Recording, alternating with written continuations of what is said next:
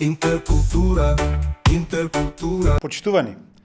гостинка во денешното издание на шорткастот Интеркултура е Белкиса Закири, член на извршниот одбор на СДСМ и поранешна пратеничка. Белкиса, како ја коментирате изјавата на премиерот "Не ми ги споменувајте уставните измени по гласањето во Европскиот парламент"? Изјавата на лидерот на ВМРО ДПМН и премиер Христијан Мицкоски со оваа изјава во контекст да не треба да се споменуваат уставните измени после гласањето на Европскиот парламент, јасно ни покажува дека има недоволна визија за иднината на државата. Тоа ти е недостиг и голема несериозност која ја покажува лично како премиер на државата. Пораката која ни ја испратија од Европскиот парламент е тоа дека проширувањето до 2030 година е отворено, дека ние таму треба да се фокусираме, односно единствениот услов е да си ги прифатиме обврските кои ги има нашата држава. Ваквата реторика на национализам ја имаме гледано и порано и во изминатото владење на ВМРО ДПМН. Ова ВМРО ДПМН не покажува повторно некоја сосема друга визија и да се дистанцира од политиките кои ги воде 11 години, а тие политики единствено претпоставувам има за цел само да си останат што подолго на власт, да акумулираат таква негативна енергија со нивната реторика на национализам и гол популизам, и мислам дека време е премиерот да излезе од зоната на лажна надеж која им ја дава на граѓаните дека ние можеме сами да се унапредуваме и сами да бидеме како држава без учество на европските пријатели. Дали резултат на таа лажна надеж и оваа последна анкета која што се споменуваше, дека максимална е разликата меѓу нивната популарност и од друга страна бројките кај СДСМ? Секогаш кога ВМРО е на власт, кога веќе ги закочува евроинтегративните процеси и претходно проблемот што го правеа со неодлучување дали ние ќе имаме договор со Грција или нема да имаме договор со Грција, некако единствена опција им е како со розеви очила да ги гледаат настаните во Македонија. Проблемот каде е? Проблемот е тоа што они за анкета што ја презентира сакаат едноставно да го прикријат неуспехот на владата, како на дипломатското поле, така и на состојбите во нашата држава, бидејќи животот станува се потежок. Он мора да прикрие, демек ние имаме голема анкета, имаме доверба од граѓаните, но каде е проблемот?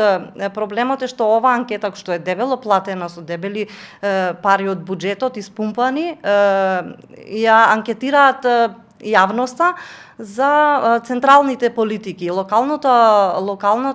самоуправа или локалниве избори се сосема по различен контекст во однос на тоа. И СДСМ има правено анкета и на ВМРО ДПМН баш и не им се тие резултати кои се, имено според нашите анкети ВМРО ДПМН е во значителен пат од 80 негде до 100.000 гласови, што кај нив ствара паника и они испумпуваат такви анкети за да може да прикријат сето она во што се неуспешни во водењето на држава. Вие бевте членка на Комитетот за односи меѓу заедниците во собранието. Во таа смисла, како ги оценувате меѓуетничките односи, кохезијата, интеркултурниот диалог, откако се тие на власт? Па не можам да кажам дека има позитивни резултати. Најпрво ќе го спомнам и извештајот од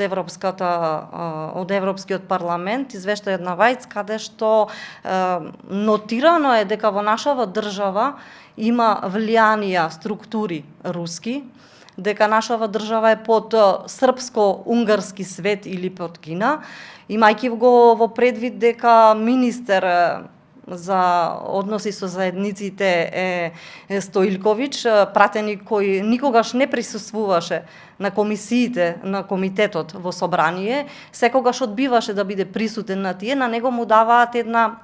толку голема функција за да се грижи за заедниците, каде што јас од тоа што го имам на сознание и во јавност што е објавено, дека заедниците се жалат многу и на финансиската поддршка од Министерството, укинувањето на балансерот е дополнителен проблем, значи се направи тој еден вакуум помеѓу укинување на балансерот и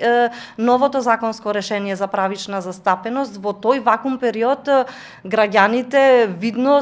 имаше реакции од политичките партии дека не се вработуваат луѓе по правична застапеност, туку по партиски книшки. Тоа е сериозен проблем во нашата држава, посебно за помалите заедници, каде што и така со балансерот им беа ускратени многу права и беше истиот како алатка многу злоупотребен, но сега тој вакуум период многу им ги удри на малите етнички заедници, така да навистина не знам со новото законско решение колку тоа ќе го мобилизира новата власт, но сепак јас не гледам надеж во министерот дека има слух буквално за сите заедници, имајќи го во предвид портфолиото негов. Една од клучните работи кои што секогаш се појавува во извештаите, а меѓу другото е и постојана ургентност на европските политики, е говорот на омраза и насилството од омраза. Како вие го оценувате овој тренд во земјата? Овој феномен на глобално ниво потврден е во многу извештаи на меѓународни организации и според мене е навистина опасен феномен затоа што има повеќе фактори, мноштво од фактори за ова. Најпрво се политичките и етничките фактори би ги земала, посебно во помалите средини каде што има мултиетничко општество, таму е најзастапено бидејќи политичките партии во својот наратив често ги користат националистичките реторики, често се злоупотребуваат да кажам спротивниот табор се злоупотребува, се со една цел да се наметне теза дека треба да се најде негде виновник за нешто, или некој да биде херој, или некој да биде патриот. Социјалните медиуми се доста проблематична работа од аспект на тоа што таму најбрзо се шири говорот на омраза и е без контрола.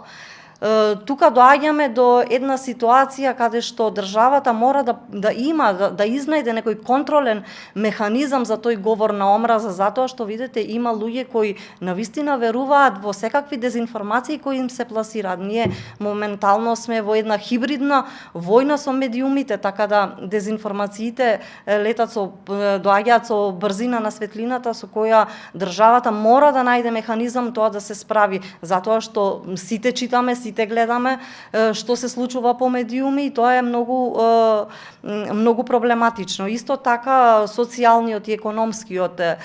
фактор би го спомнала од аспект на тоа дека во моменти на кризи како што беше COVID-19 некои политички опоненти, да кажам, многу полесно доаѓаат до она злоупотреба, да кажам, на таа криза што ја има и пласираат информации дека мора да се најде некој виновник за таа ситуација. Тука имаме мноштво од настани кои беа во таа ковид криза, кои буквално не можевме да ги исконтролираме, се направија едни структури, па читам во извештај на Европска комисија дека од каде се финансирани, колку се финансирани тие структури, што навистина